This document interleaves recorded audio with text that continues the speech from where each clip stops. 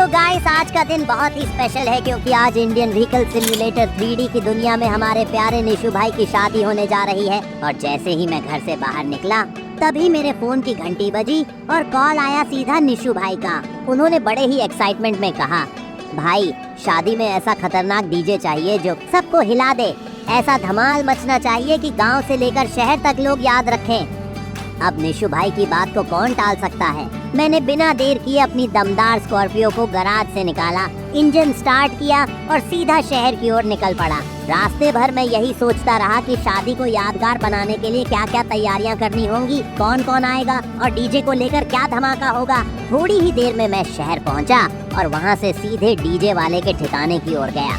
वहां 2 DJ pickup गाड़ियां खड़ी थीं, एक छोटी और दूसरी बड़ी, और दोनों ही जबरदस्त साउंड सिस्टम से लैस। मैंने सोच समझकर बड़ा वाला डीजे पिकअप सिलेक्ट कर लिया क्योंकि निशु भाई ने पहले ही कह रखा था कि डीजे में कोई कमी नहीं होनी चाहिए। डील फाइनल करते ही डीजे वाले भाई ने वादा किया कि शादी वाले दिन वह खुद अपने हाथों से डीजे निशु भाई के घर भिजवा देंगे। मैं खुशी खुशी अपनी स्कॉर्पियो लेकर वापसी के लिए मुड़ ही रहा था कि तभी डीजे वाले भाई की कैंपर गाड़ी कीचड़ में बुरी तरह फंसी हुई दिखी और वो मुझसे बोले, भाई जरा हेल्प कर दो, निकाल नहीं रही।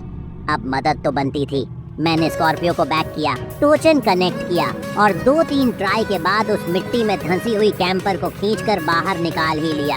भाई साहब, वो कैंपर इतनी बुरी तरह फंसी थी कि एक पल को तो लगा स्कॉर्पियो भी जवाब दे देगी, लेकिन हमारी स्कॉर्पियो भी किसी शेर से कम नहीं थी। कैंपर को बाहर निकालते ही मैं सीधे निशु भाई के घर की ओर निकला, लेकिन रास्ते में फिर एक बार निशु भाई का कॉल आता है और वो बोलते हैं, भाई मैं एक थार खरीद चुका हूँ शहर से, तू जाकर शोरूम से उठा ला और सीधा उसे मॉडिफाई करवा देना। पेमेंट भी हो चुका है। अब मैं फिर से मोड बदलता हूँ और इस बार मेरा मिशन है महिंद्रा की न्यू ब्लैक थार को शोरूम से लेना और उसे मॉडिफिकेशन के लिए तैयार करवाना। मैं महिंद्रा शोरूम ढूंढता हुआ एक अजनबी अंकल से रास्ता पूछता हूँ। वो मुस्कुराकर बताते हैं और आखिरकार मैं शोरूम पहुँच जाता हूँ। मैंने स्कॉर्पियो को साइड में पार्क किया। वहाँ पर खड़ी थी ब्लैक कलर की ब्रांड न्यू थार, एकदम रॉयल, एकदम खतरनाक लुक के साथ, जैसे किसी रॉयल वेडिंग के लिए ही बनी हो। और शोरूम वालों से बात करके थार को ले लिया। लेकिन इस बार मेरा मूड था कि थार को सीधा रोड पर न चलाऊं क्योंकि ये गाड़ी नई है और शादी तक उसमें एक भी स्क्रैच नहीं आना चाहिए। तो मैंने तय किया कि थार को ट्रक में लोड करके मॉडिफिकेशन शॉप तक ले जाया जाए।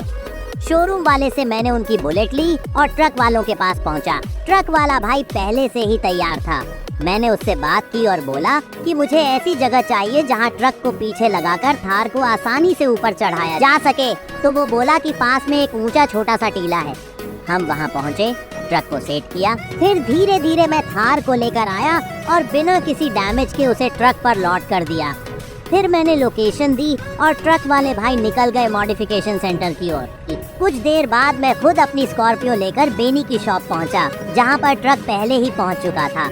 मैंने स्कॉर्पियो को पार्क किया, ट्रक को धीरे धीरे बैक किया, हाइड्रोलिक को ऊपर किया और बड़ी सावधानी से थार को अनलोड किया। बेनी जो मॉडिफिकेशन का मास्टर है, उसे मैंने बुलाया और बोला, भाई इस थार को ऐसा बनाना कि लोग देखते ही रह जाएं। 22 इंच के alloy wheels, dual exhaust, LED headlights, sunroof और सबसे जरूरी दोनों साइड निशु भाई का कस्टम लोगो लगाना है। अब जब तक बेनी अपनी कला दिखाता है तब तक के लिए जुड़े रहिए। वीडियो को लाइक कीजिए, चैनल को सब्सक्राइब कीजिए ताकि अगली वीडियो आपसे मिस न हो जाए। चलिए फिर मिलते हैं शादी के धमाकेदार एपिसोड में। तब तक के लिए बाय बाय और रहिए रेडी पूरी मस्ती के साथ।